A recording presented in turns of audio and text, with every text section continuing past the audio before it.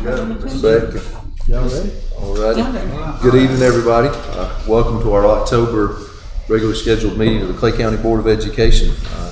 We'll go ahead and get started this evening, and I'll do that by asking Mr. Caldwell if he'll lead us in the Pledge of Allegiance. I pledge allegiance to the flag of the United States of America and to the republic for which it stands, one nation, under God, indivisible, with liberty and justice for all. Mr. Jones, do you mind reading the Clay County mission statement, please? The mission of Clay County Schools is to build high-quality learning environment that ensure all students students learn at high levels. Thank you. The only announcement we have is our next regularly scheduled meeting will be November the 27th at 6 o'clock here in the boardroom.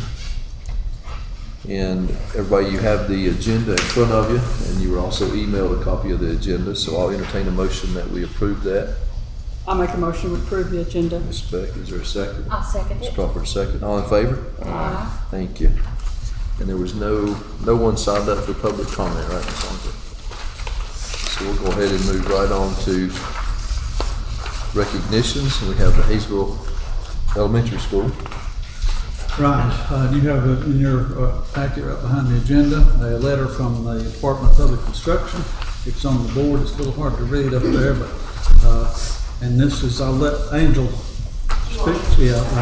Mrs. Godfrey's been out a couple days and it's for the elementary school, but since she's not here, I'd like Angel, because it does have to do with our EC department too. So this is a award that could put us up for national recognition. They're looking at, they will pick one school through the state. There's two schools in North Carolina that will get to go to the national level. But we have been selected at Hayesville Elementary for our services to students with disabilities. So it's for their growth, and which is an amazing accomplishment for growth for students with disabilities and how they are served within Hayesville Elementary School. So while I was out with my medical needs, Melissa took over the portfolio and completed all the components, and we submitted that last Thursday, and they will look over it, and if they want to look at Hayesville Elementary further and consider us even further, then they're going to come out and do a site visit November 1st and 2nd. And then from there, she's going to get recognized. That school will be recognized this Thursday in Greensboro. And if she's able to attend, she and Casey Ledford, the lead EC teacher at the elementary, are going to attend. I'm not going to be able to attend. But if that school is selected, then we could go on. We would go to the national conference and potentially receive national recognition for services to students with disabilities. So it's amazing. They have done a very great job down there. Do we know how many schools in North Carolina have already have received this letter? They didn't tell us a number, but from all the stuff I was looking through the portfolios, I think it's 2 schools two will be per selected. category. One per category will be selected for North Carolina, but I believe it's 2 schools per category. Okay. I think, from what I was reading in the stuff. yes. But I'm unsure of that. So, but it's an Still honor quite to an be honor. It is. considered. I mean, just to get this. Yeah, Yeah. Fantastic. it's great. It's great. They've done a great job down there, and it all ties into all the MTSS, the social emotional, the PBIS, the interventions. It's just they have worked so hard down there. So it's great. It's great. Well, thank you for that update. Wonderful. Next, we have our report section, and we'll start that with an intermediate school update. Okay, intermediate school, we're still plodding through getting the design, but the architects have sort of slowed down a little, not because they wanted to or needed to, because we were waiting to see where the state was on the additional funding that might be available. And as you see in this letter here, you've got in the, we just got this, I guess, maybe last week. And anyway, it's going to be January the 8th before we can apply. And that's a lot further out there than we wanted it. We thought it would be August, and they said September, and then they never did say more until I got this letter. And it says January 8th. So, in the meantime, we're going to continue to probably, and it'll be up to this board, but in talking to the architects, that they've of course designed for the whole school, and we're going to look at bidding part of it as an alternate whenever that happens. And if we get the money, then we can come back and put the alternate bid back in. If we don't get any additional money, we could probably build what we plan on building, 6 through 8. So, just want to let everybody know there's not been a lot going on with that other than sort of waiting on this information. And this is what we got, so that's what we'll go with. Any questions on that? And that's just the, like, inflationary grant? I know that's not the right term. Escalation on that. clause, inflationary, right, where a lot of schools got original money and then the price, inflation just took off and it's caused a lot of issues out there. So that's what we're hoping for. Very good. Does this require another application? We've got the application ready, we've got the cover letter ready, and it looks like since it's gonna be January, I will get that to you maybe next meeting, or maybe email it to you and let you look at it. But it's all ready to go, and we're gonna plan on 12:01 maybe. We want to be the first one out there. Yeah. So we are ready to go with it. Okay. Yep. Good. Very good. Thank you for that. Thank you. Next, we have our current enrollment numbers. That's just an update as of today. Our enrollment numbers, they're pretty much like it was last month.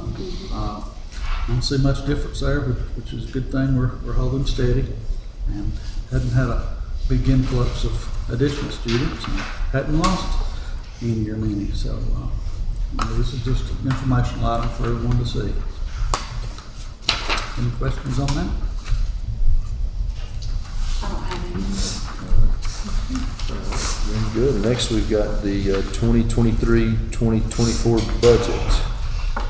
Don't have much to say on that either, and we've got Ms. Hollingsworth back there. We just gotta go ahead and explain where we are on that. I had hoped this evening that we would have the resolution for you all to review and pass this evening, but because of the delay in receiving all that information about our allotments from DPI, we did not get those until Wednesday, and it was after lunchtime on Wednesday, so we did not have time to sit and analyze each of the separate state PRCs and get a budget together before tonight. So we will have it at the November board meeting.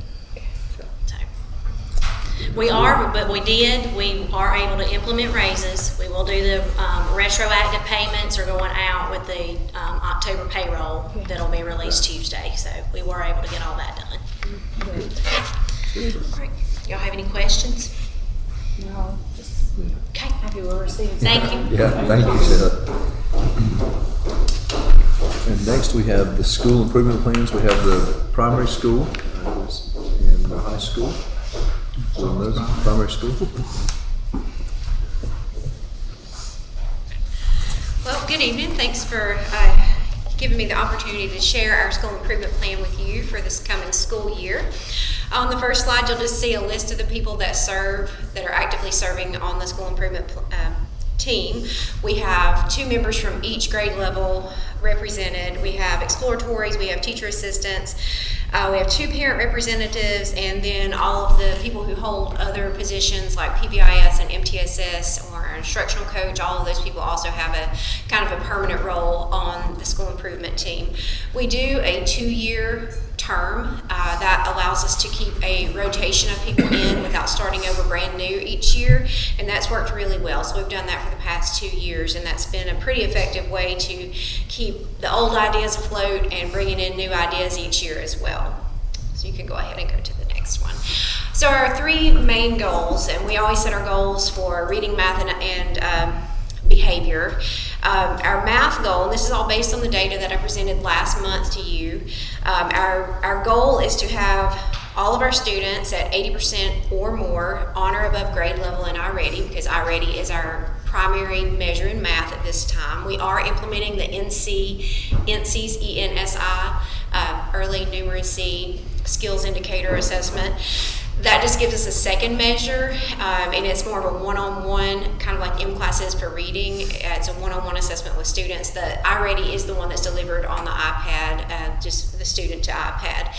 But what we had set our math goal last year we're going to continue in that same platform until we get used to the NCNC and find if that's going to work well for us or not. In reading, our primary goal is to use M-Class, and we want to be at 75% or higher on or above grade level with our M-Class.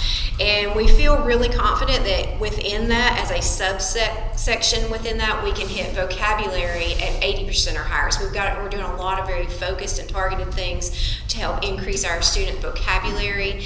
And they get a vocabulary score in M-Class. And so we're really close, and we felt like it would be an attainable goal for us and something that we felt was within reach that our students could certainly do this year. And then as far as SEL goes, or social emotional learning, not necessarily a student-led goal, but a student data goal. It's more of a teacher data goal. We want to increase our teachers' interactions with Educator's Handbook. So as you all know, Educator's Handbook is the platform where we keep up with whether it's an office referral, a minor incident, something that happened in the classroom.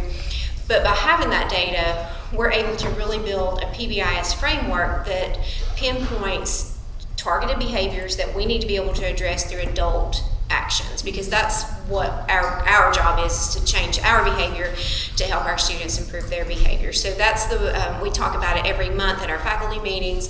We do a weekly newsletter for staff, and so we give an update, just looking at trends, and then our SEL team and our PBIS team meet monthly, and we're looking at ways to address those highest need behaviors. So those are our overall goals.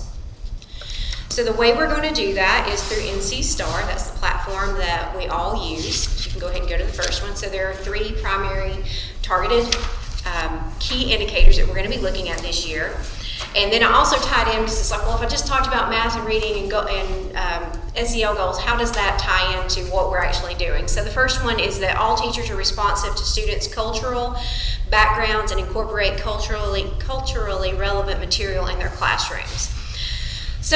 Just a few of the things we're doing, we're going to do, we have a featured country of the month every month in our school. So a lot of our social studies activities focus on one country. So in September we did Mexico. In October the month is Spain. So teachers are tying in activities. Our music teachers incorporating music from that country. Our art teachers incorporating art from that country.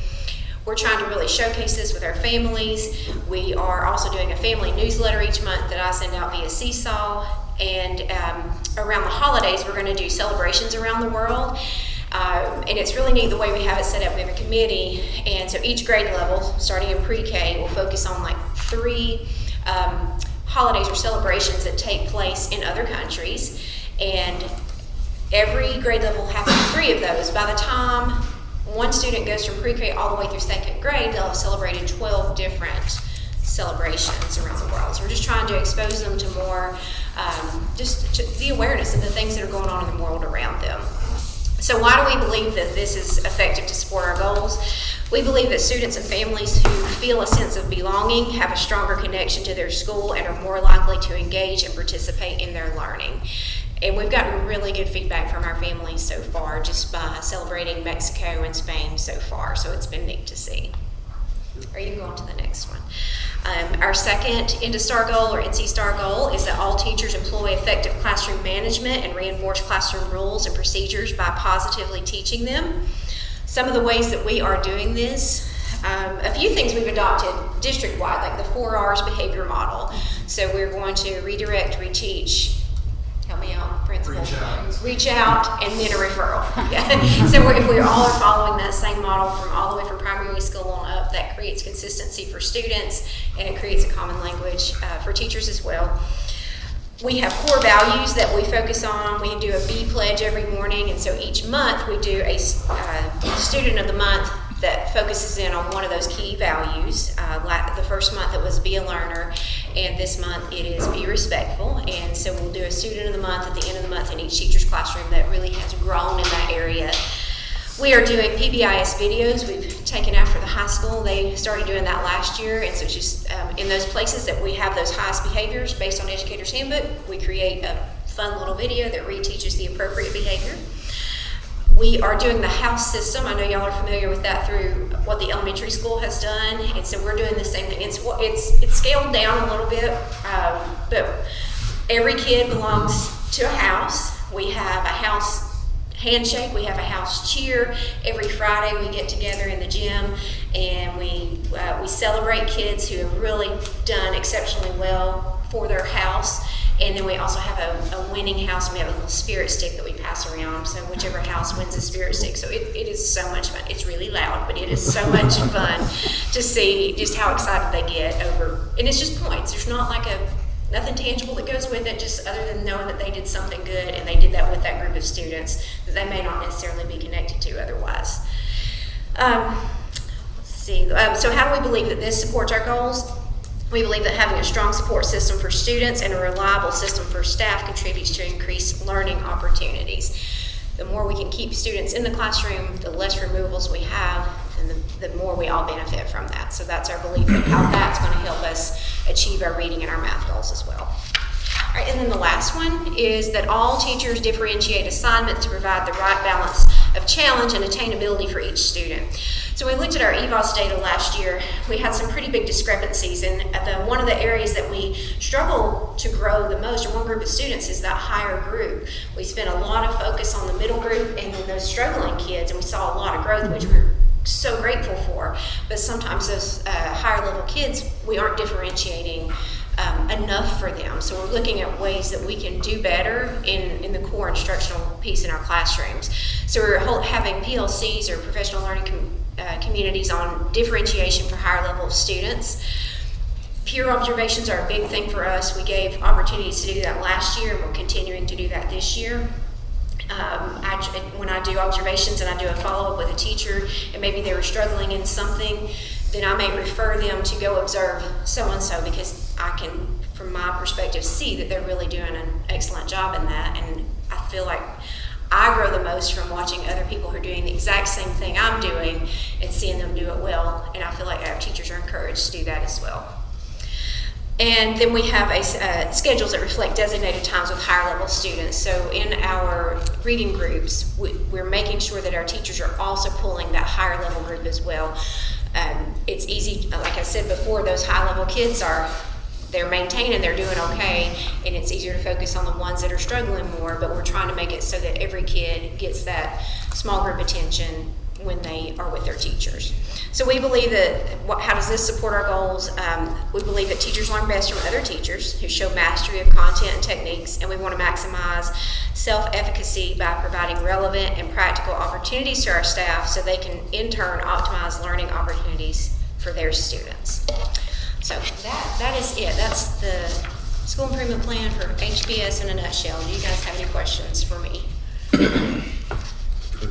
And you kind of referenced this, Ms. Clemens, but I want to go back to the teaching of the different world or cultures and things like that. Yeah. So you kind of referenced, but have we seen that with I'm going to just say it, like our Hispanic community? Do they feel like, by us celebrating there's that, and just learning about their culture? It's been really neat. We did, in pre-K, they decided one way to do that was that on one Friday that month, they all dressed up in the colors of Mexico, and some of our Hispanic students had their dresses that came from their culture, that had come from Mexico, and it was just so neat to see those kids getting celebrated and getting to share that with other kids as well.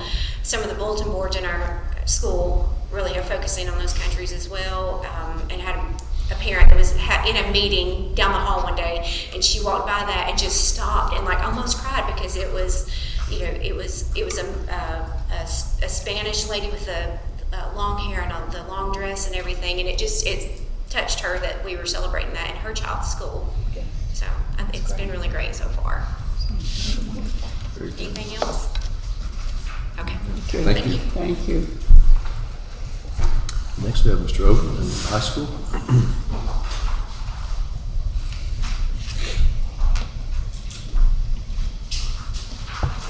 All right, good evening, Clay County. The school improvement plan for Hayesville High School for this year is before us tonight. So if we go to the next slide, I first want to share our team. I say our team, not my team. This is the team. These people work really hard, and I want to recognize them by name. Kim Chastain is our English department representative. Mary Cothran is our process manager. She keeps minutes, agendas, keeps records of everything we're doing. Caitlin Davis is our classified representative. Ellen Engelman is special subjects areas. Becky Grindstaff is our parent rep. Emily Hedden is one of our school counselors. Anika James is with us from the Exceptional Children's Department. Aaron McCoy, also a school counselor. Michelle Reinhardt is the Career and Technical Ed rep. Anissa Roberts is our Media Center specialist. Gabby Smith, math teacher. Carissa Teague is our assistant principal and our SID chair. And then Teresa Waldrop is our fantastic community rep. We do the same thing as what the primary school was talking about as far as having staggered 2-year terms. So every year we have new people, but we also have returning people. So that really helps with the continuity and, kind of an understanding, because honestly, when you're getting into this NC STAR business with indicators and action steps and target dates and deadlines, it's a lot. And it takes a few months before you're really fluent in that vocabulary, I guess. So I like how we do that. This group focuses on 3 things: the learning environment and teaching and learning. And honestly, that's it, because we feel like that's what student success is all about. If we can do those 3 things, those 3 fundamental pieces really well, we're going to have student success. So we don't spend our time in meetings talking about something that's not relevant to student learning. It's all real focused, and I love that. It really focuses on our vision, our mission. So just to review, our vision is inspiring, engaging, and preparing all students for success in their chosen path after graduation. We don't choose their path for them, they choose their path, and then we help them get there. And then the next slide has our mission, which is knowing our students' needs, developing supports for their success by collaborating with 3 components: the school, the parents, and the community. So we feel like if we can do those 2 things really well, we're going to be serving our students. Okay, next slide. We have 4 goals for this year. These don't change a whole lot from year to year as far as the topics. 54% proficiency in Math 1, that would be measured by the end of course testing. 68% proficiency in reading. In high school, that's specifically English 2, sophomore level English. Our graduation rate, we want to aim for 90%. And our monthly attendance on average, also 90%. I do want to point out that, and I know I've mentioned this to the board before, but that Math 1 goal looks a little bit lower. Remember, some of the higher performing math students are taking Math 1 in the middle school, so we don't get that grade.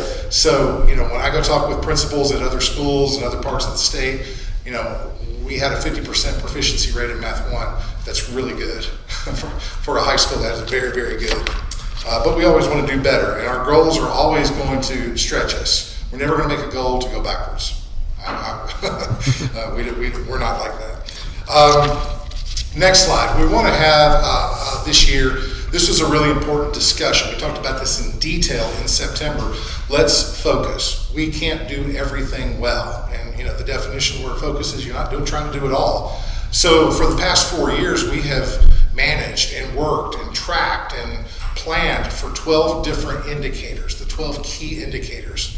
This year, the group felt like, a lot of those have become routine. They've become normal business.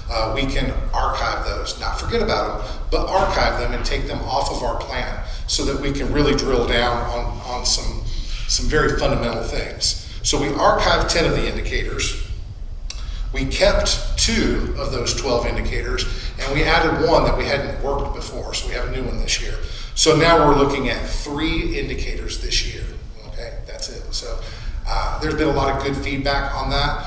When that was unanimous with the school improvement team. Everybody thought that was a good idea. And then when we put our plan out to a vote, which by the way, it was 41-0, everybody voted to approve on the school staff.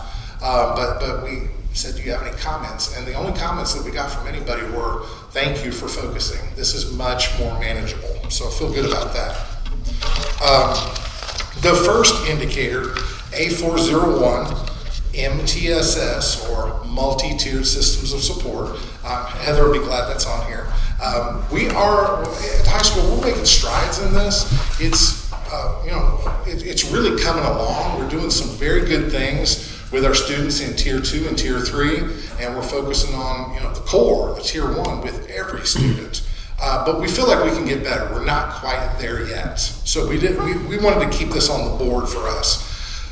Particular action steps, doing better with parent communication. As students are moving in and out of these tiers, we need to do better with informing our parents. Okay, so we know that. And then also in English, progress monitoring. So our English department stepped forward and said, we'll be the pilot this year. You know, we've got some ideas about how to do progress monitoring in MTSS, so they stepped up and are going to pilot that. So MTSS is the first big one. The next one is professional learning communities, B203. We're in year 3 of PLCs at the high school, and they've kind of taken different shapes and forms, but I would say this year they're very similar to last year. There's not been a whole lot of changes in our PLC strategy and and practices. Pretty solid there. But again, it's only really been a year and a few months that we've had this in place. So we feel like it's important to keep this one active as well. So we didn't archive it. Some of the things we're looking to do this year have administrative presence at more of the PLCs for every department. And so we have 5 PLC groups that 5 PLC groups that meet. And so, it's hard to be in every one. We have a PLC meeting Monday, Tuesday, Thursday, Friday. Every day except Wednesday, there's a PLC happening in the building. And it's hard to get to all of them, but we want to get to some of them, a good sampling of them. We also want to do refresher training with Solution Tree. Solution Tree is kind of the godfather, I guess, of PLCs. They're out of Atlanta.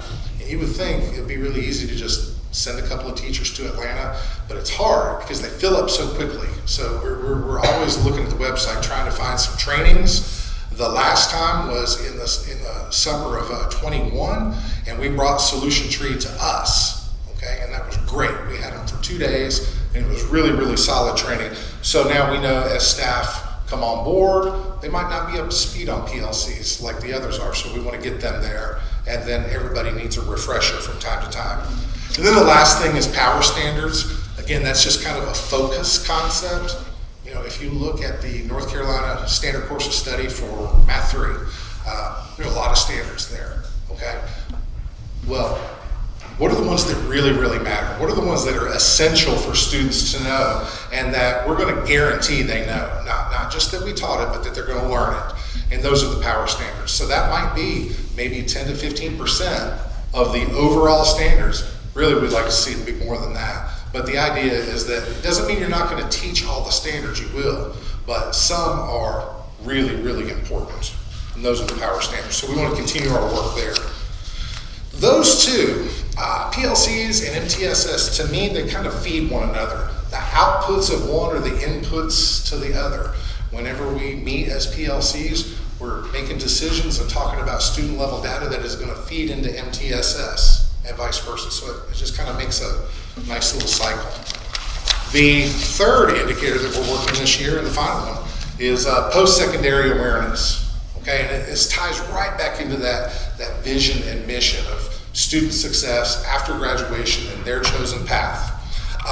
Things like parent nights. We've really stepped up our parent nights. We started that last year, and we're continuing it this year and expanding it.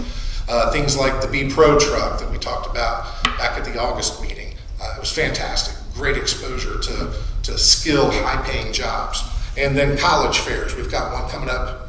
We just had a college fair earlier this month, and we have a career fair coming in November. We think we're going to have like 16 or so businesses there that night. And then also military recruiters. We set a goal. We're going to have at least 5 military recruiter visits this year. We've already had 2.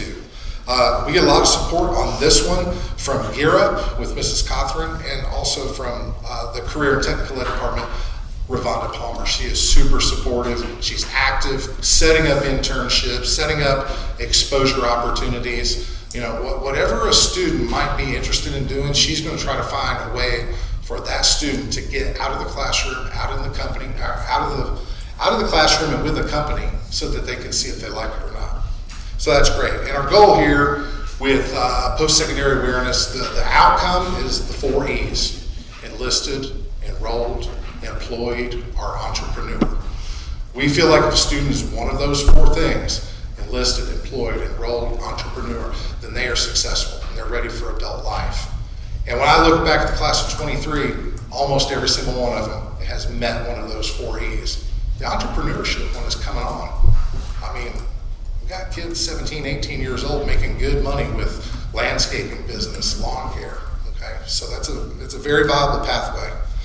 Like I said before, this plan was unanimously approved by all 14 of our SIT members and 41 staff members, and we humbly ask for your approval tonight. Do you have any questions for me? Questions or comments, Mr. Russell? Thank you. Very good. Thank you, sir. Thank you, Ms. Clemens, for your work as well. I'd just like to say, both of these plans are excellent. It sounds like it's plans that they're gonna actually use, not just put it on the shelf like that happens a lot. I can see if they're actually into it and staff members that are on the plan. It's a lot of involvement, and I'm glad to see that. So, yeah, that's good. I think it'll make a difference in both of these schools, definitely. We just need to approve these, if they suit you. So we'll entertain a motion that we approve the plans for the primary school and the high school as they were presented. I'll make a motion, we approve. Mr. Jones has a motion. Mr. Caldwell second. All in favor? Aye. Thank you. Thank you, folks. And next we have the policy updates. Okay. Yes, there. Yeah, that's listed on the agenda there, but we had those on there last time. You have a section in your, all of them, pretty thick stack of paper there. I have tried to refine these and get them as close to, or pretty much on target for where the state's saying we need to be right now. I'm going to ask that we do leave these out there one more month and give people a chance to look at them, that want to look at them. And then we're still getting guidance from DPI on a couple areas, and maybe they'll get that to us, and then we can make it all happen at once rather than having to come back every month and revise the policy. But anyway, as you read these, if you got any suggestions, comments, this is pretty much aligning us to the Senate Bill 49 that was passed this summer. And, we're all working to try to get our hands around that and make sure that we're doing what the law requires and doing what's going to benefit our students and our parents. I'm just glad they gave us more time too. Yes, they did. Yeah. They passed that law and it was due the day before they passed it. Yeah. It didn't make a lot of sense. Yeah. But anyway, they did extend it out to January 1st, so that gives us more time to work on it. Very good. Any questions on that? Thank you. Okay. Next is the action section of the agenda, and we'll start that off with the daycare.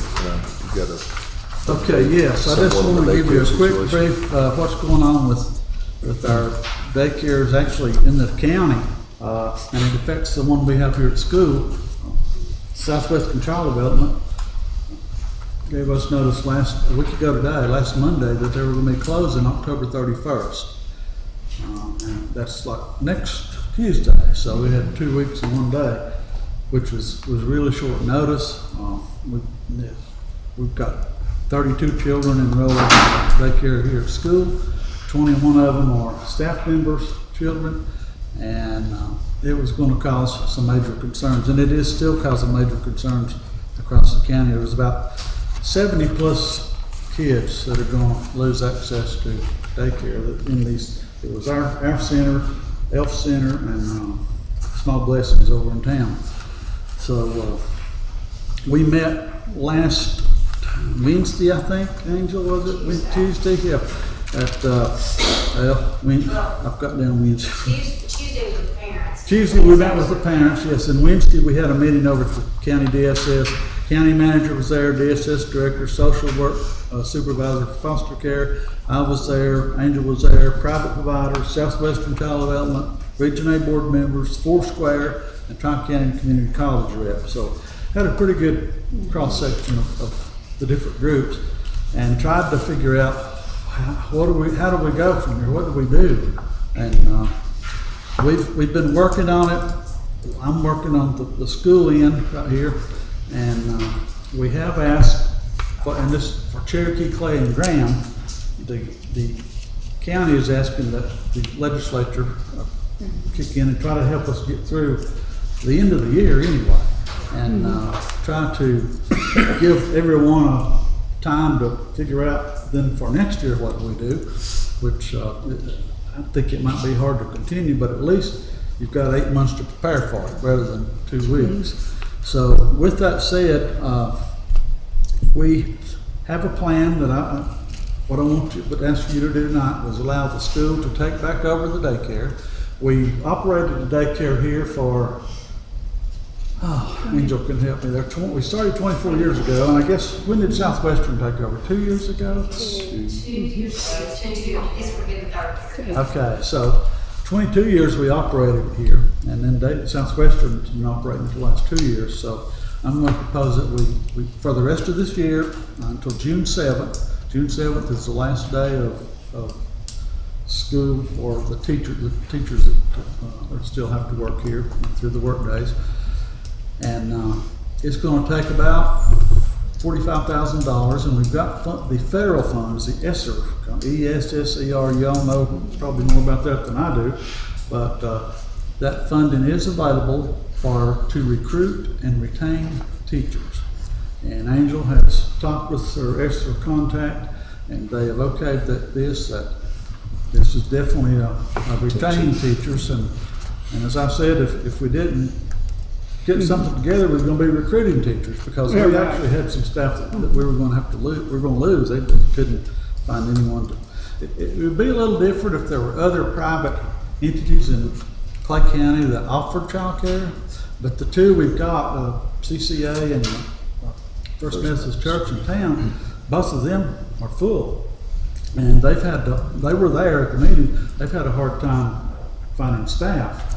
So even if you've got the room, finding qualified staff is another issue. But we have pulled all this together. We've talked to the staff, we've talked to the parents, and I'll just ask the board to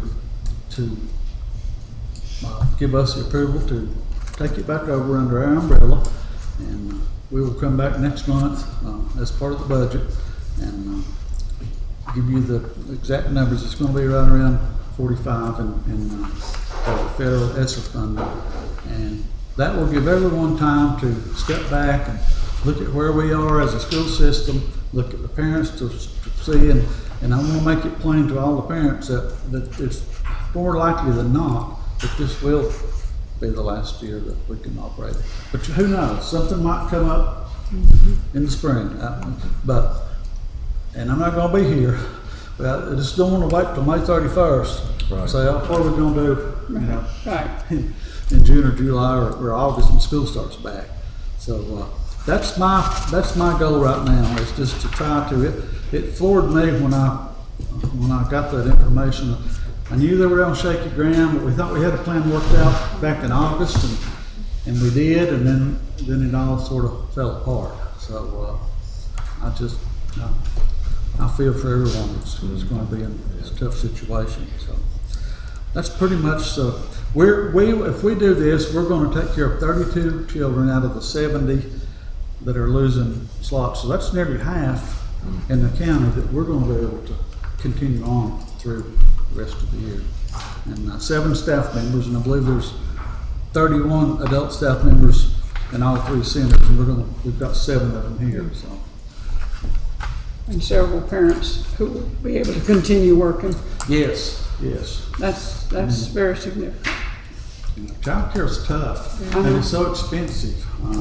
Even ours is fairly expensive here, but it's nowadays both parents working in a lot of cases that they got to have someone. Some people are not fortunate to have family around that can help them take care of it. So. And Mr. Go ahead. There's not going to be any delay. If we say we're taking it over, we get to take it over. There's no delay. We have worked, and Angel's been on this one too. She's been in touch with the licensor, daycare licensor, fact, she called me in a panic Thursday night, I guess. And we've been back and forth. They're really good to work with. They first said it takes probably 30 days minimum, and I said, you know, we weren't given 30 days on it. If we have to go 30 days, we're probably going to, I don't know, we're going to be in a bad situation. We're going to lose people, and then we can't get them all back. And if we don't have everyone, it's going to be hard to make it anyway. So they have been great to work with.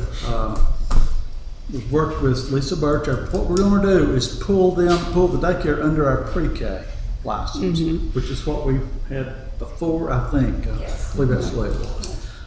And then probably look at, after that happens, after we get everything established, apply to have their own license as just the daycare. And that gives you 6 months then.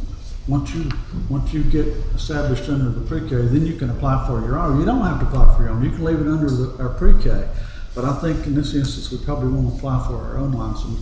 And then once you make that application, you've got 6 months to complete it. So that will give everyone enough time there to make that happen. But yes, it will. You've got some emails in there, and right here is a list. You don't have to read them all right now, but where I started, and then I got the last one today, and said that she would do everything she could to make sure this happened. They're coming out. I got the inspections today.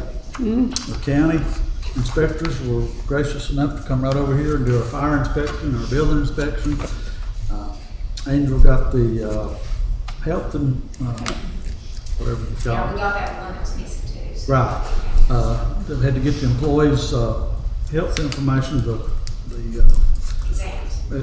exam that's required. We didn't have to get new ones. We just had to get them from Southwestern on the employees that are over there. I think we've pretty well, tonight, they said, are you made any plans to make sure these employees are now Clay County School Board employees? Coming tonight. So we've got everything in the right place and the lady's coming Friday. Sydney McCrory is coming Friday to do a site visit, and I pretty well sent her everything. I don't know if she's asked for the health thing, but I sent her the fire and building inspection and told her where we are with everything. So I think we'll be ready to go, and she's got to ask Southwestern for a termination letter as of October 31st, and then she can approve us to start November 1st. So it ought to be seamless.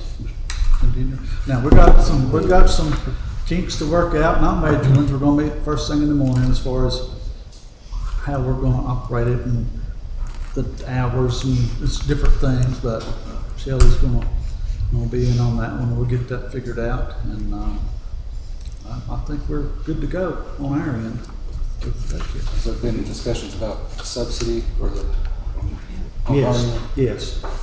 Yes. We probably do want to continue that. That's a big part. And the DSM team reached out to us if we have parents that fill out, they're asking for spots because we've got several foster kids. They're losing their spots in the other daycares that could have to be moved out of the county, if not out of the region for placement because of the loss of child care. So that would follow the subsidy. Right. If we have any openings, some whatever reason, they've asked if we could look at taking some of these foster children. I don't have any problem with that. Anything we can do Yeah, that's help children is good. So, yes. Well, good. Well, I'm glad that's at least a short-term fix. I know that doesn't take care of the whole situation long-term, but at least it's a short-term fix. Buys us some time, buys parents some time in particular. Right. So all that being said, I guess we'll entertain a motion that the school take back over We moved the daycare under the pre-K Pre-K. program here at Clay County School. and I think I'll make that motion. Is that what you're going to ask for right now? I was actually asking Mr. Caldwell because he is, And I'll have need to recuse himself from reading. as an employee of North Carolina Department of Child Development and Early Education. so with Mr. Caldwell recusing himself from a vote, Ms. Beck has a motion. I'll make the motion that we take this I'll off. second.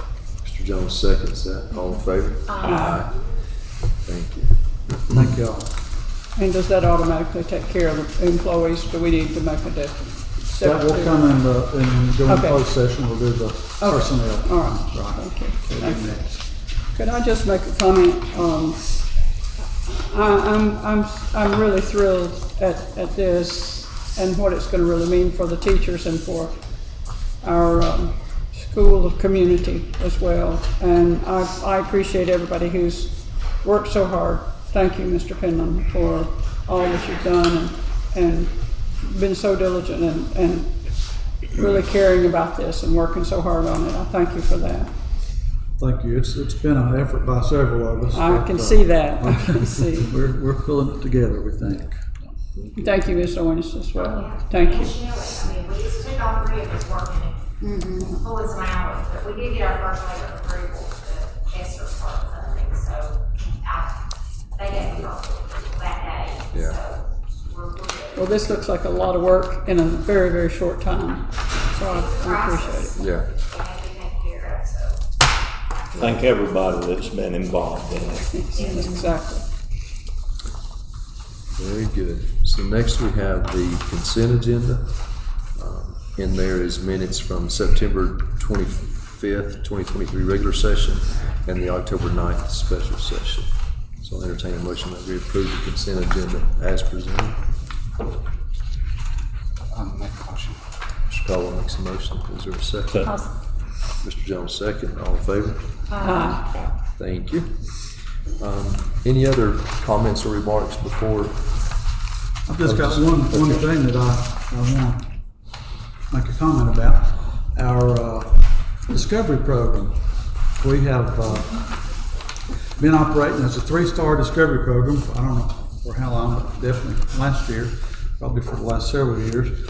And Brenda Leake has worked hard and worked really hard. It's hard to pull off, but I have right now a 5-star rating in front of us.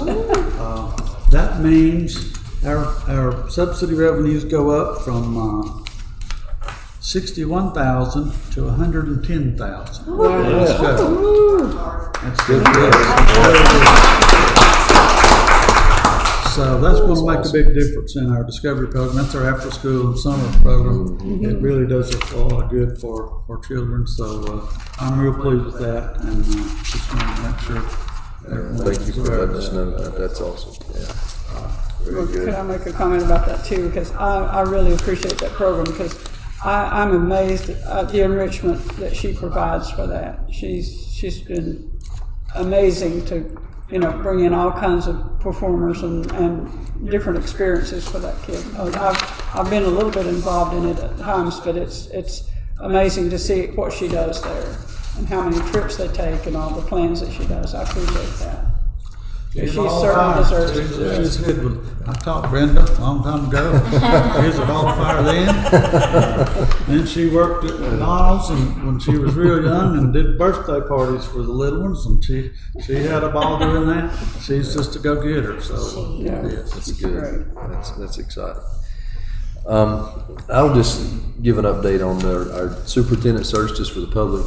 We are continuing that as of Wednesday the 25th. We'll be back in here starting at 3 o'clock on Wednesday afternoon with interviews. So we have 4 finalists in there that we'll be interviewing on Wednesday. So we're continuing that. Hopefully we have an announcement just in the next few weeks maybe as to how that position is going to be filled, and the timeline and all of that should be narrowed down. So. Yep. Any other comments? Okay. If that's it, then I'll entertain a motion that we go into closed session for personnel and I'll make a motion to go into closed session. Ms. Coffey. Is there a second to that? Second. Mr. Caldwell, second. All in favor? Thank you. Thank you.